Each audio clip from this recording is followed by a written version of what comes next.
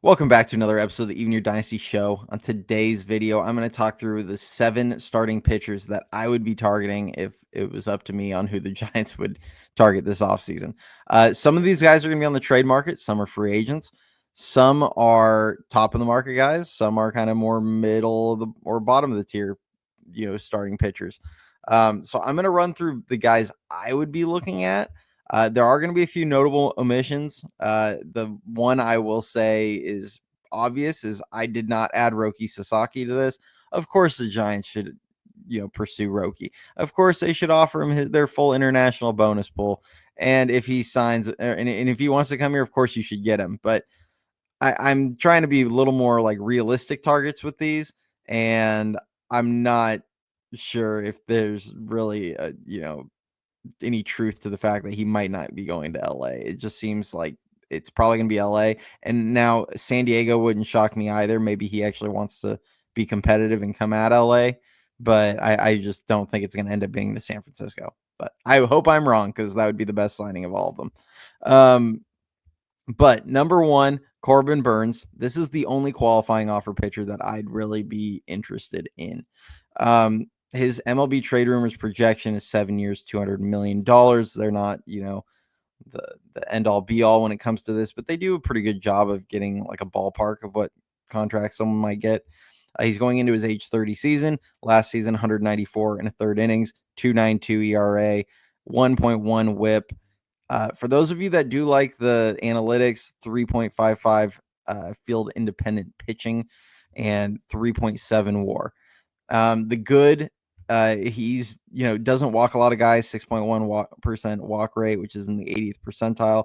48.8% ground ball rate, which is in the 81st percentile. The strikeouts have kind of gone down in recent years. Who knows if he'll pick that up, but he's turned a little bit more into a pitch to contact guy, but he does still limit the big hard contact.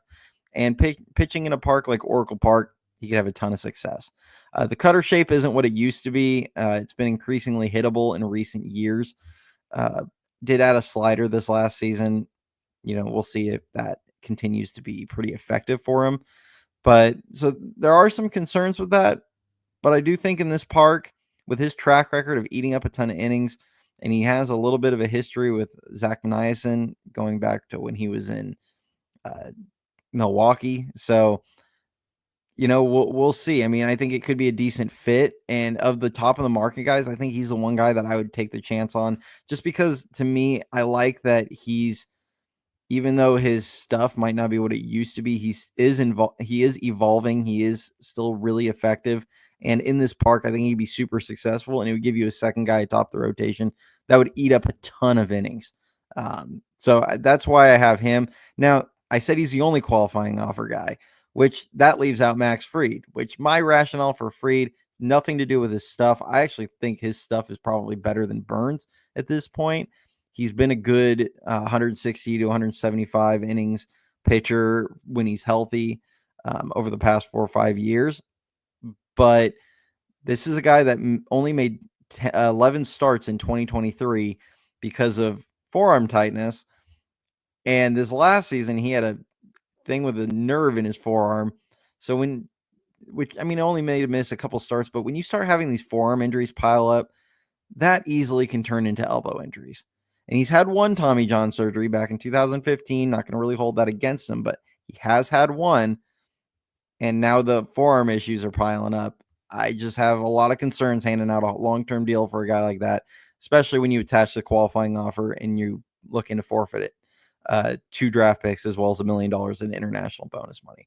So for me, I lean away from Fried, even though I really like his stuff. And if you're going to go that route, I would rather go with Burnes. Now, the number 2 is Blake Snell. And I actually think there's a really strong case that he should be your top target, especially when you look at both Burnes and Fried kind of have their drawbacks, whether it's Fried with the potential for arm injury coming up with what he's dealt with in recent years, and with Burnes with the, less effectiveness of his cutter. And overall, he's just been a little bit more hittable recently than he was when he was super dominant 3-4 years ago. With Blake Snell, he's going into his age 32 season. Now, the trade rumors projection on his contract is 5 years, $160 million, which that comes out to 32 million AAV, which is about in line with what the Giants were paying him. That's a lot, but the one thing with Snell that you haven't seen with the other two guys is he hasn't really had a bunch of arm trouble. He's had little injuries popping up here and there in the past, but he hasn't had any like the major arm injuries. And his stuff has not deteriorated at all. He just posted his highest strikeout rate of his career at 34.7%. He was in the 98th percentile. His walk rate was actually pretty reasonable for the Giants, 10.5%, which was 19th percentile. Ground ball rate, about middle of the pack, 42%, 51st percentile. But in just 104 innings, 3.12 ERA, 1.05 whip, 2.43 field independent pitching, which kind of speaks to how bad the Giants defense was at times last year, 3.1 WAR, which that 3.1 WAR is kind of crazy when you factor in that he was a net negative going into July. Like that was basically all in the second half. And I think the one thing that separates Snell from guys like Burnes and Fried is if you have like a one game winner take all, or you get to the playoffs and you're talking about like the magnitude of an individual game, I don't think there's a doubt in my mind Snell is the best of those three. He's one of the best pitchers in the world when it comes to a one game. You just want your best guy on the mound. And so that's where he kind of stands above. Now, that said, the history of not eating a ton of innings, the other two might help you actually get to the playoffs better than a Blake Snell would. But I do think Blake Snell would be the better pitcher to have in the playoffs if you can get there. So that's where it's kind of tricky. The big thing with Snell is there's no qualifying offer attached. You're not losing picks. You're not losing anything else. So to me, I think Snell really is the top guy they should target. But I kind of did this in order of like how they were ranked, based on, whether it's MLB trade rumors or WAR or whatever you want to look at. So Snell would be my top choice. I do think they should go after him. I don't know if they will. I think there's a lot of reports out there that they're not as interested, but that could just easily be a negotiation tactic. I don't think the Giants are just going to step aside and let him walk and not pursue him at all. My next pitcher that I would be targeting would be Sonny Gray. This is a little bit of an interesting one. He's on the hook still with St. Louis for 2 years, $60 million. Now, his actual competitive balance tax hit is $25 million because his contract was 3 for 75. They do it as an AAV. So the tax hit's actually $5 million less than the actual for the next 2 years. But nonetheless, he's under contract for 2 for 60 still. Last season, he had through 166 and a third innings, 3.84 ERA, 1.09 WHIP, 3.12 FIP, 3.8 WAR.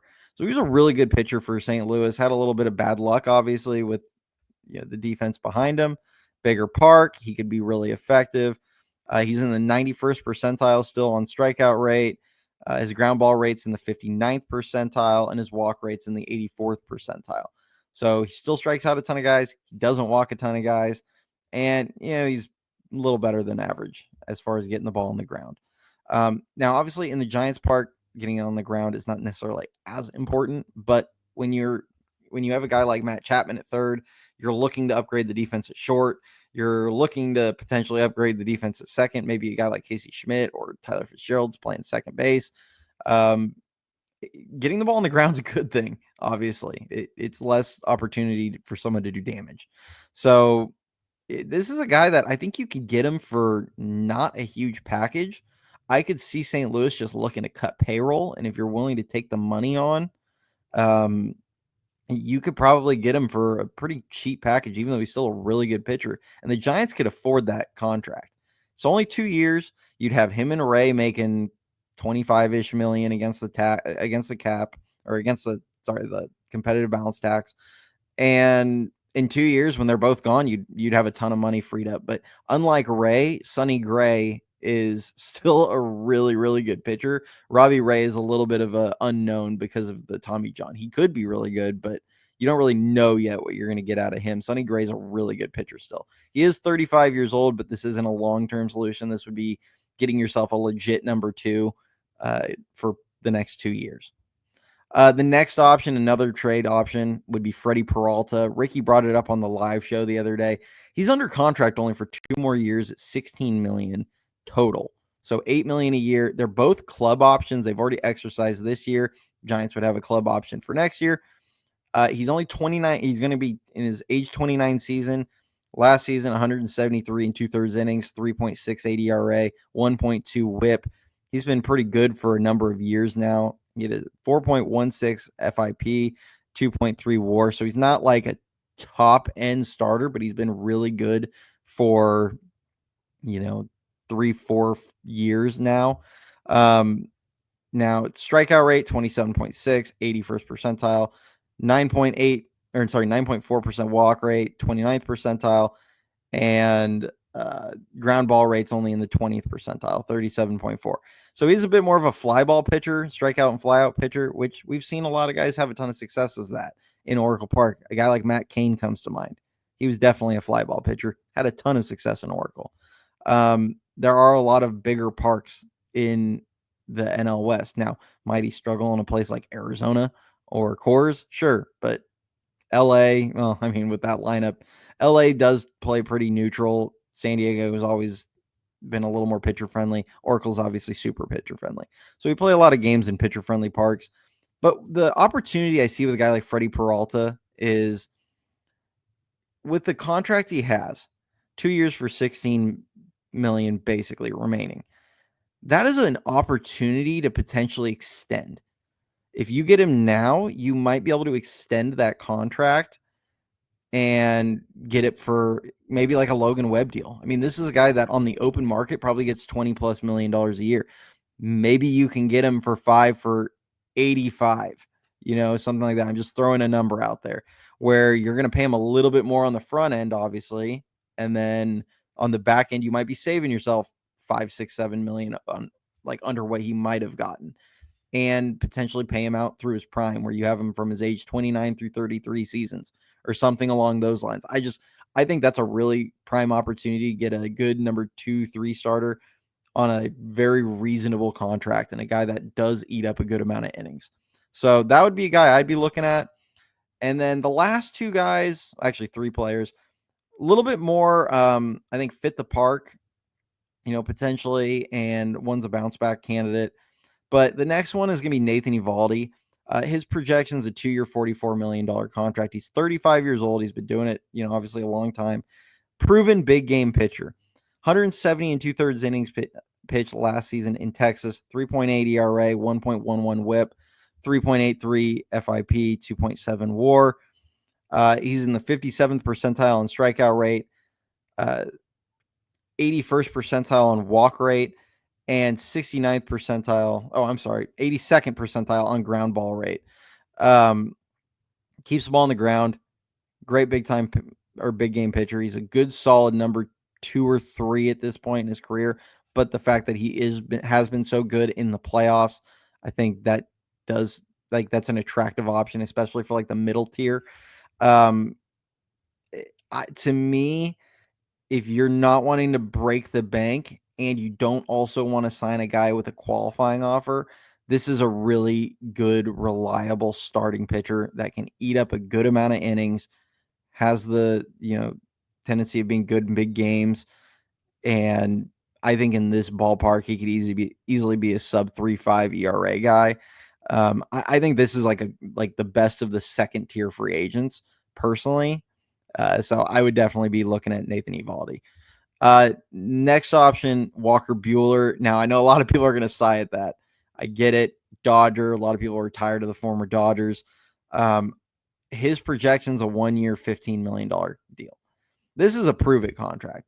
That's it. Like, this would be a guy that you bring in that he wants to, this is kind of the Zaidi special for a number of years with guys like Gossman and DeSclafani and Wood and some of these guys that he brought in for 1-year deals. I think it could be a great opportunity for him. I think that he would have a lot of mutual interest because of the ballpark. He struggled last year. He only threw 75 innings, 5.38 ERA, 1.55 WHIP. The FIP and the WAR weren't any better. 5.54 field independent pitching, negative 0.2 WAR. 16th percentile K rate, 48th percentile walk rate, and 69th percentile ground ball rate. But when he's at his best, and towards the end of the playoffs, you kind of started seeing signs of that. Maybe he's healthy. And if he is healthy, I think that's an opportunity to get a genuine front of the rotation starter for cheap next season. At his best, he would, if you looked at his baseball savant page, he would light it up. He'd strike out a ton of guys. He didn't walk a ton of guys. He got the ball on the ground at an elite rate. Basically, everything about what he did was pretty close to elite. And is he going to ever be healthy again? I don't know. But for a 1-year contract, I think it could be worth the risk. I mean, he's maybe a guy you even sign on top of another starter, and you just try and build up a big time rotation, because the reality is competing with the Dodgers is going to start with pitching.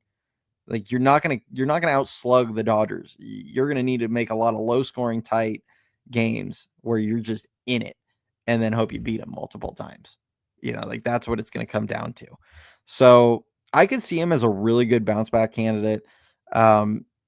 He hasn't been healthy since like 2021, really. If you look at his last few years, kind of got dinged up in 22, missed the entire 23 season, and then last season was not himself. So if he's healthy, big time option. Will he be? I don't know, but maybe you can, bulk up your lineup a little bit and then go that route or sign him in addition to another. The last guy, this is an honorable mention. I don't know as much regarding his overall profile. I know Ricky's higher on him, but that's Shinosuke Ogasawara, the 27-year-old free agent from Japan that's getting posted this offseason. Similar physical profile to Shota Imanaga. Now, I know his fastball is not as good. From everything I've read, like lower 90s fastball, kind of relies on his cutter more than anything because his fastball gets knocked around a little bit. Maybe they can get him to drive line. He'll add a couple miles an hour to his fastball, but, more of a pitch to contact guy. But, a guy like that could be successful in Oracle. I think his projection was only like 3 years, 24 million. So this is a guy that'd be a very inexpensive option. Maybe he could be successful in Oracle Park. I'm not sure, but it is intriguing. His last 3 years in Japan, he's had like a 3.15 ERA. Not as good and decorated as guys like Imanaga, Yamamoto, Sasaki, any of those guys, especially on the national stages. But he could be like an intriguing, just back of the rotation option for a pretty relatively inexpensive price.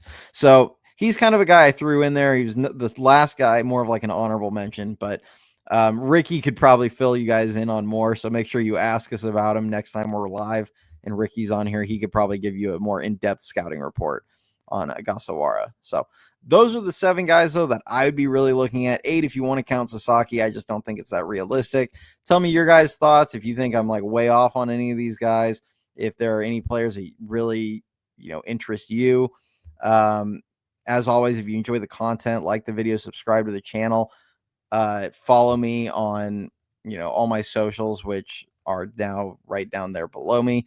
And then we're going to have the live show on Friday. We'll do the next giveaway during that live show. Make sure you get in, you drop your comments. You do have to stick around in the chat and comment when, like, all the way up until the drawing actually happens. Otherwise, it looks like it'll actually pull your entry out. So come hang out with us Friday night. That'll be 8:30 p.m. Pacific time. We also have another minor leaguer that is going to be a big one that I think you guys are going to enjoy. That has confirmed with us. We are trying to figure out a date. I don't know that date yet. I will let you guys know once we have that figured out, but you're going to definitely want to, stay tuned for that. Other than that, go Giants, and we'll catch you all next time. See you.